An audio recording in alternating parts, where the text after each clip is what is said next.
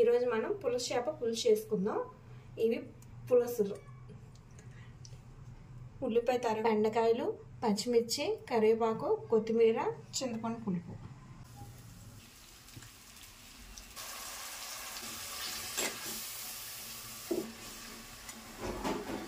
ఒక 10 నిమిషాలు మగ్గనివ్వాలి.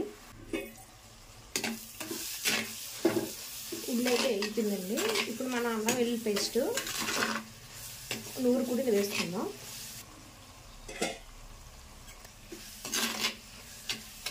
ఇది కూడా ఒక 10 నిమిషాల పాటు మగ్గించుకోవాలి.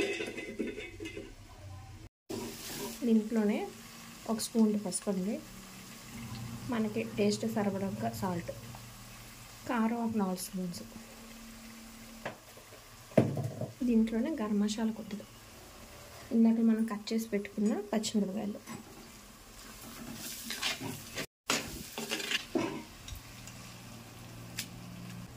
ఇందాక మనం కట్ చేసి పెట్టుకున్న బెండకాయలు కూడా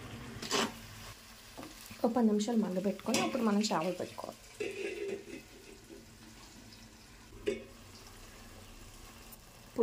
పులుసులు వేసుకుందాం. ఇది ఒకసారి గరిటె పెట్టకూడదు.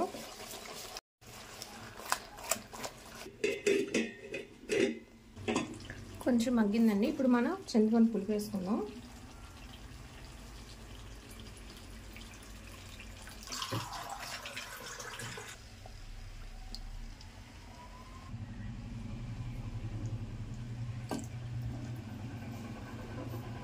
ఉప్పు సరిపోలేదండి, ఉప్పు కొంచెం వేసుకుందాం.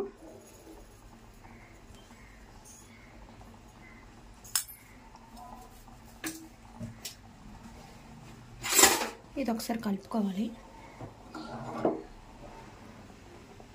ఇది లో ఫ్లేమ్లోనే మరగబెట్టాలి, హై ఫ్లేమ్లో పెట్టుకోకూడదు. సిమ్లో పెట్టి మరగబెట్టుకుందాం. ఒక గంట సేపు మరగాలి. కొత్తిమీర వేసుకొని ఇంకొంచెంసేపు మరగబెట్టుకోవాలండి. ఇది అంత మరిగినా అంత టేస్ట్ వస్తుంది. ఇంకొంచెం మరగాలి. ఆల్మోస్ట్ అయిపోయినాడు కానీ ఇది అంత మరిగితే అంత బాగుంటుంది, టేస్ట్ కూడా అంత బాగుంటుంది.